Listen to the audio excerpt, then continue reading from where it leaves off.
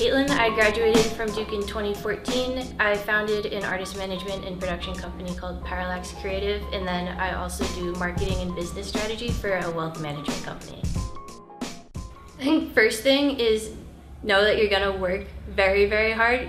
A lot of it is, you spend a lot of time in the in-between moments, so there's a lot of times, especially when you're starting, that you might not be doing super glamorous work. Like my first job as an intern, the people were great, but then and I learned a ton and they were great about mentoring, but then the actual intern work, you do a lot of the double checking spreadsheets or calling someone who didn't follow up with one of the managers on something for a project. Knowing that there are those moments, but then you'll get to the moments like going to a show and then seeing the kids in the audience smiling and being able to put whatever the rest of their life is outside the doors behind them for a couple hours and see them seeing their favorite band, seeing them singing these words back and remembering okay, this is why I do it. I definitely swore at least 5 times during college that I was never, ever, ever going to take a finance job ever in my whole life, ever.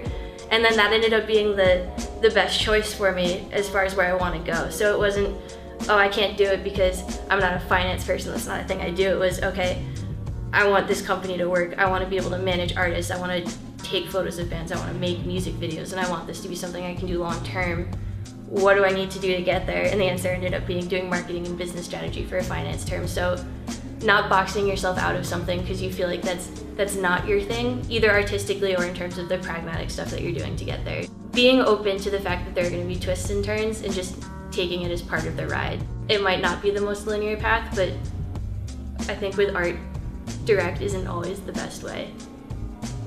So, and as Duke students, that's hard because you're so used to the planning and to, all right, I'm gonna do this and then I'm gonna do that, and then I'm gonna accomplish this goal and then I'm gonna do this next thing. And so it's a little more tangential than that sometimes, but the ride is fun once you learn to embrace the uncertainty for what it is.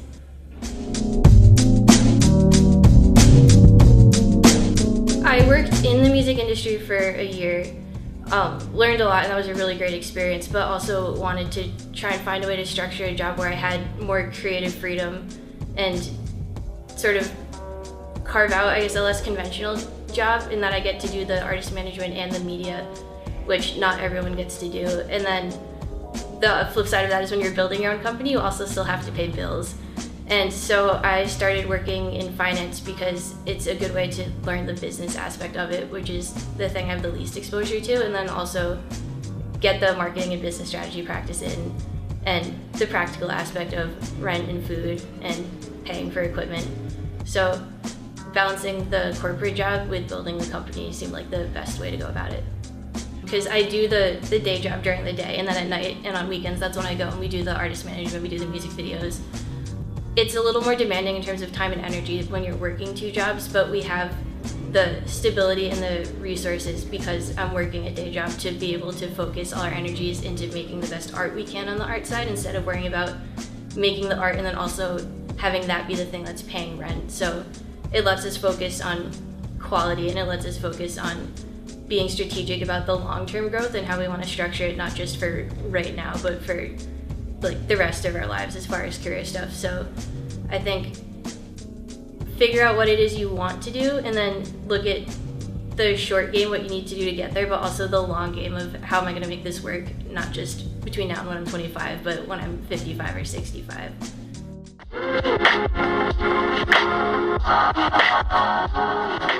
Yeah, when I was at Duke, I was a psych major, and then I helped found a chapter of a nonprofit called To Write Love on Her Arms. And so what they do is they take music and art and use it as a conversation starter to raise awareness about mental health. And then I also did Taekwondo, and I managed a band for Small Town Records. So it was managing the band for Small Town and then the work for To Write Love on Her Arms that got me interested in going into music.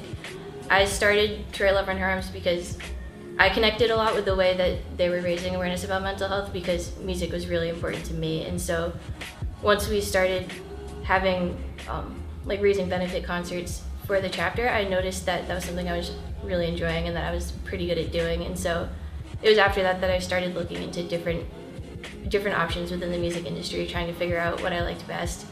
Thought artist management seemed like the best fit in terms of what I enjoyed and then what I was good at. And then I'm also a photographer and videographer, so we started looking for ways to figure out how to kind of connect all three. And then that's how Parallax Creative happened. And I get impatient all the time because you want to just be out there doing what you want to do, but I think teaching yourself to be disciplined about that now is going to make everything else easier, because you'll have the practice of balancing the want and then the instant gratification, or what's going to help me do this forever if that's what I want to do.